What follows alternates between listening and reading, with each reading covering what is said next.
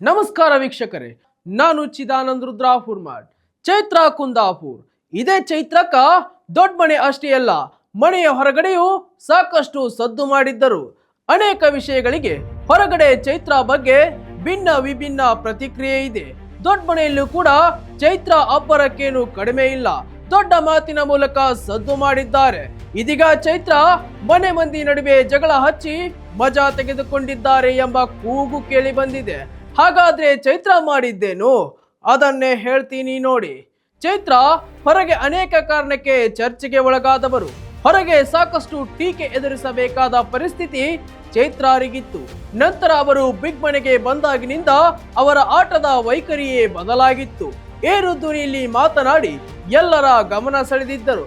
ಈಗ ಚೈತ್ರ ಇಬ್ಬರ ಮಧ್ಯೆ ಜಗಳ ತಂದಿಟ್ಟು ತಾವು ಮಜಾ ತೆಗೆದುಕೊಂಡಿದ್ದಾರೆ.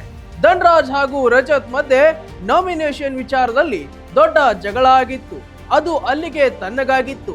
ಆದ್ರೆ ಈ ಜಗಳ ಕಂಡ ಚೈತ್ರಗೆ ಸುಮ್ನೆ ಕೂರ್ಲಿಕ್ಕೆ ಆಗ್ಲಿಲ್ಲ. ಉರಿಯುವ ಬೆಂಕಿಗೆ ತುಪ್ಪ ಸುರಿದಿದ್ದಾರೆ.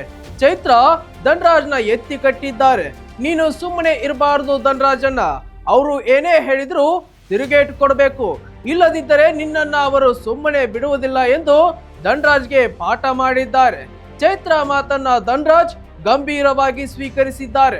ರಜತ್ ವಿರುದ್ಧ ಕೆಂಡಾಮಂಡಲರಾಗಿದ್ದಾರೆ. ರಜತ್ ಜೊತೆ ಮಾತಿನ ಫೈಟ್ ನಡೆಸಿದ್ದಾರೆ. ನಾಮಿನೇಷನ್ಗೆ ನೀನು ಕೊಟ್ಟ ಕಾರಣ ಸರಿ ಇಲ್ಲ ಎಂದು ಹೇಳಿದರು ರಜತ್.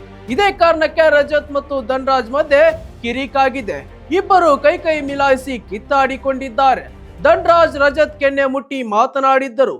ಇದರಿಂದ ಜಗಳ ಬೇರೆ ಲೆವೆಲ್ಗೆ ಹೋಗಿತ್ತು. ನಂತರ ಇವರಿಬ್ಬರ ಜಗಳವನ್ನ ಮೋಕ್ಷಿತಾ ಮತ್ತು ಮಂಜು ಬಿಡಿಸಿದ್ದರು. ಇದೆಲ್ಲ ಜಗಳ ನಡೆಯುವಾಗ ಚೈತ್ರ ಒಳಗೆ ಅಡುಗೆ ಮಾಡ್ತಾ ಇದ್ದರು. ಹೊರಗೆ ಕೂಗಾಟ ಕೇಳುತ್ತಿದ್ದಂತೆ ಹೊರಬಂದ ಚೈತ್ರ ಜಗಳ ಇದ್ದಲ್ಲಿ ಚೈತ್ರ ಇರಬೇಕು ಎಂದು ಕೂಗುತ್ತಾ ಅಡುಗೆ ಮನೆಯಿಂದ ಹೊರಬಂದರು. ಹೀಗೆ ಚೈತ್ರ ಧನ್ರಾಜ್ ತಲೆ ತುಂಬಿಸಿ ರಜತ್ ವಿರುದ್ಧ ಚೂ ಬಿಟ್ರ ಎನ್ನೋದು ಎಲ್ಲರ ಅನುಮಾನಕ್ಕೆ ಕಾರಣವಾಗಿದೆ. ವೀಕ್ಷಕರೇ, ಇದಾಗಿತ್ತು ಇವತ್ತಿನ ಸ್ಪೆಷಲ್ ಸ್ಟೋರಿ. ಮತ್ತಷ್ಟು ವೈವಿಧ್ಯಮಯ ಸುದ್ದಿಗಳಿಗಾಗಿ ವಿಶ್ವಾನಿ ಟಿವಿ ಮತ್ತು ವಿಶ್ವಾನಿ ಟಿವಿ ಸ್ಪೆಷಲ್ ಚಾನಲ್ ಅನ್ನ ಸಬ್ಸ್ಕ್ರೈಬ್ ಮಾಡಿ. ನಮಸ್ಕಾರ.